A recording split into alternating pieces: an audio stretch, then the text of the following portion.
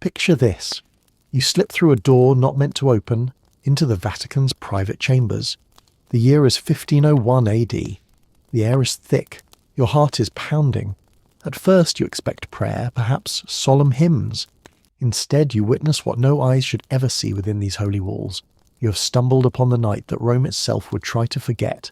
The Banquet of Chestnuts, the most scandalous evening in papal history. You see silk tossed aside, candles moved to the floor, courtesans crawling like dancers in a grotesque performance. And at the centre sits Pope Alexander VI, watching, smiling. The Banquet of Chestnuts wasn't an isolated event. It was part of a systematic Borgia strategy combining intimidation, blackmail and spectacle. Their masterstroke, having the church's own officials meticulously record these crimes. Why would history's most corrupt family document their wrongdoing? The answer reveals a terrifying truth about power that still applies today. So, before we unpack this scandalous story, do me a favour, hit that like button if you enjoy these darker dives into history, and let me know in the comments where you're watching from and what time it is. Now, dim the lights, get comfortable. Rome in 1455. A young Spanish cardinal named Rodrigo Borgia rides into the city with a calculating gaze and ambitions that have nothing to do with salvation. He didn't come to save souls, he came to build an empire. The church at this time functioned like a spiritual stock exchange, where indulgences and bishoprics traded hands for gold. But Rodrigo saw something more valuable than money: permanent dynastic power. His uncle, Pope Calixtus III, handed him his first cardinal's hat at age 25, a blatant act of nepotism even by Renaissance standards. But Rodrigo didn't stop there. Within a decade he'd accumulated over 20 ecclesiastical offices across Europe, from Valencia to Portugal. These weren't spiritual appointments, they were revenue streams. One contemporary account describes how he'd lease out his benefices like rental properties, collecting income while others did the actual work. By 1492, after bribing his way through the papal conclave, Rodrigo emerged as Pope Alexander VI. The Vatican now operated like a family business.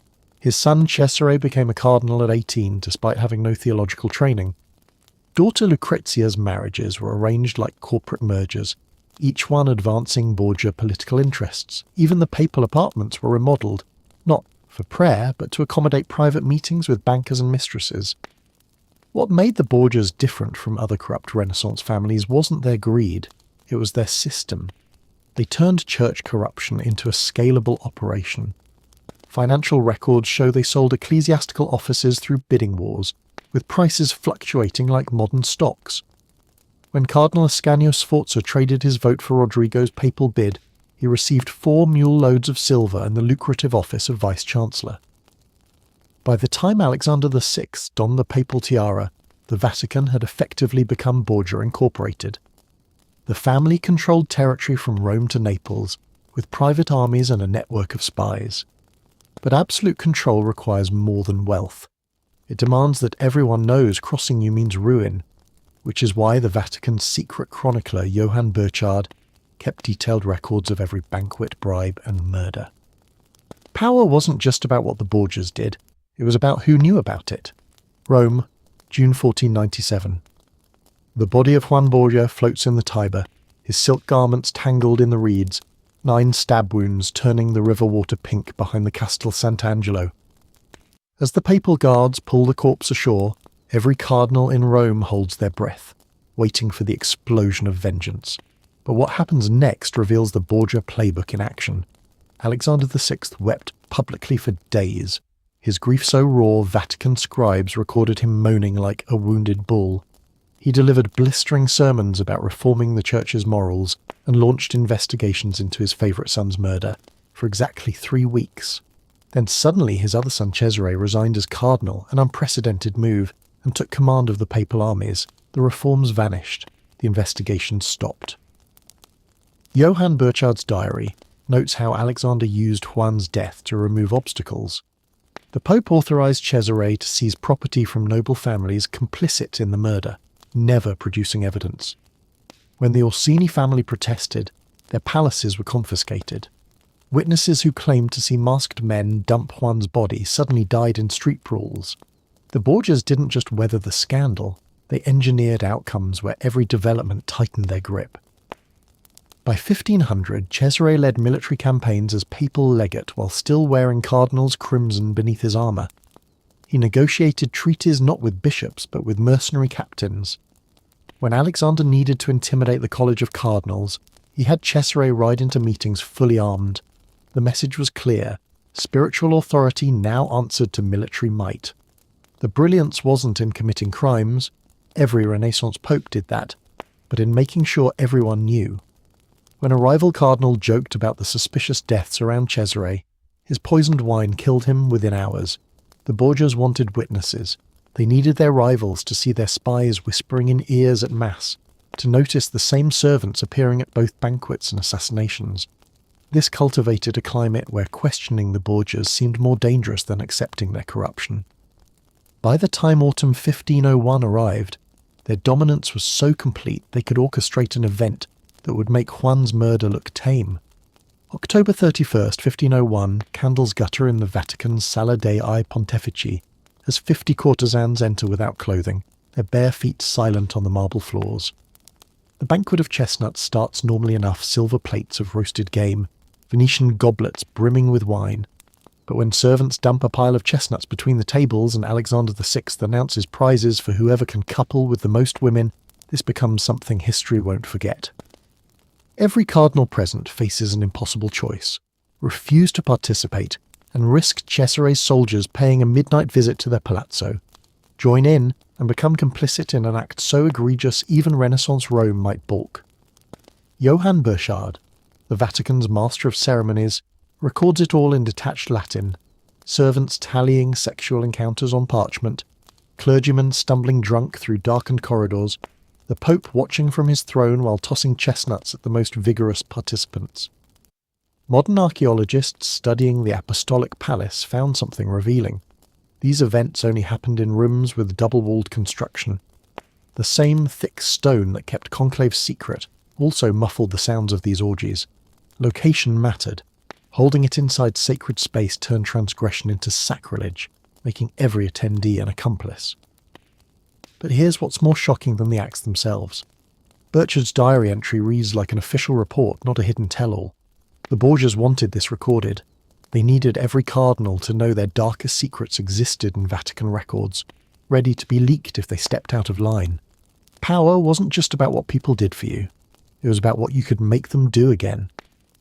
By dawn, chestnuts crunch underfoot like broken vows as servants help intoxicated cardinals into their coaches. The event serves its real purpose. No one in that room can ever claim moral authority against the Borgias again. But Alexander and Cesare overlook one fatal flaw. You can only push humiliation so far before even fear turns to rage. Within 2 years, a different banquet would unfold in the Vatican, one where the Borgias wouldn't control the guest list. Florence, 1502. Niccolo Machiavelli watches Cesare Borgia strangle a rebellious noble with his bare hands during a supposedly diplomatic dinner. This moment becomes chapter 7 of The Prince, not as a condemnation, but as an instruction manual. The Borgias didn't pioneer political corruption, they systemized it. Take Lucrezia Borgia's marriages, each one a leveraged buyout disguised as a wedding. Her first husband, Giovanni Sforza, became useless when the Milanese alliance soured. So Alexander VI had the marriage annulled by threatening witnesses to testify. Giovanni was impotent. Husband number 2, Alfonso of Aragon, lasted until Cesare decided Naples was inconvenient. Crossbowmen attacked him in St. Peter's Square, finishing the job in his sickbed. By the third marriage, the entire College of Cardinals understood these weren't unions, they were hostile takeovers. The Vatican's financial ledgers from this period read like a modern corporate prospectus. When Alexander needed funds for Cesare's wars, he didn't raise taxes, he monetized salvation. The 1501 Jubilee generated 200,000 ducats from pilgrims buying indulgences. Church offices sold at monthly auctions, with bidding wars for bishoprics. One memorandum shows 3 cardinals conspiring to split dioceses like investors dividing a bankrupt company's assets.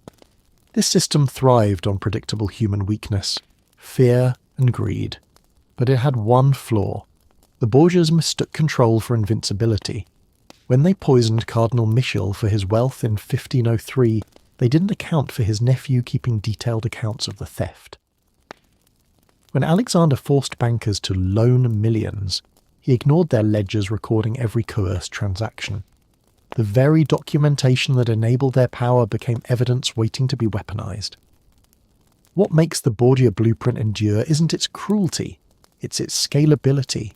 Modern authoritarians still follow the playbook: spectacular displays of dominance to awe followers, meticulous record-keeping to trap collaborators, and the calculated use of humiliation to break resistance. But like all systems built on escalating excess, it contained the seeds of its own destruction, because eventually someone always decides the cost of compliance outweighs the cost of rebellion. When Alexander VI fell ill after a 1503 dinner, even his physician noted something odd. The Pope kept demanding to review his wills and account books instead of receiving last rites. He died staring at ledgers that documented every sin, every theft, every betrayal. The numbers didn't lie. They never do. August 1503. A swollen corpse turns black on a Vatican dining table so bloated attendants can't fit it into its coffin. Alexander VI's death mirrors his reign, messy, excessive, and impossible to ignore. The Borgia system collapsed within months as cardinals burned incriminating ledgers and Rome celebrated in the streets. Their fatal miscalculation? Believing control of information meant control of history. Those meticulous records they used to blackmail allies became their indictment. 5 centuries later, their playbook persists: coercion through spectacle, power through complicity. The only difference now? Our modern power brokers are better at hiding their banquets. Their chestnuts come with non-disclosure agreements.